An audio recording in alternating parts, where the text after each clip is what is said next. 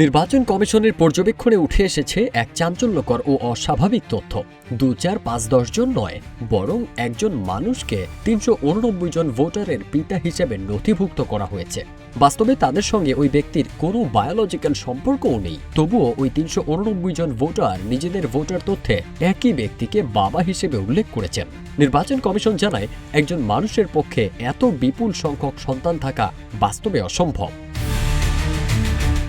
পশ্চিমবঙ্গের ভোটার তালিকার বিশেষ নিবিড় সংশোধন SIR প্রক্রিয়ায় একাধিক চাঞ্চল্যকর ও অস্বাভাবিক তথ্য উঠে এসেছে।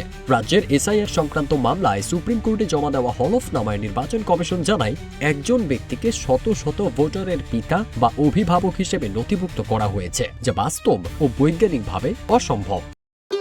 ভবিষ্যৎ হোক নিরাপদ, বিনিয়োগ হোক বিশ্বস্ত, আর আমার পছন্দ সল্ট বে।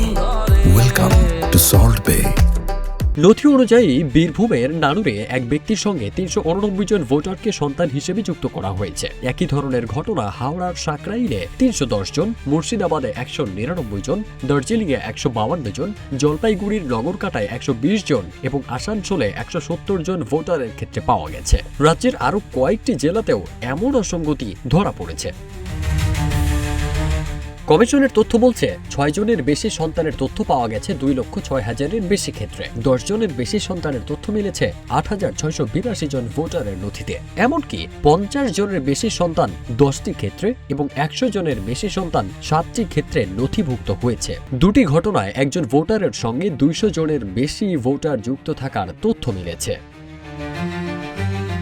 নির্বাচন কমিশনের মতে, এগুলি ভোটার তালিকায় গুরুতর তথ্যগত অসঙ্গতির প্রমাণ। তাই সংশ্লিষ্ট এলাকায় নোটিশ জারি করে শুনানির ব্যবস্থা করা হয়েছে। এখন পর্যন্ত প্রায় ১,৫১,০০,০০০ ভোটারকে শুনানির নোটিশ পাঠানো হয়েছে, যার মধ্যে প্রায় ২০ লাখ ভোটারকে ডাকা হয়েছে সন্তানের সংখ্যা সংক্রান্ত অসঙ্গতির কারণে।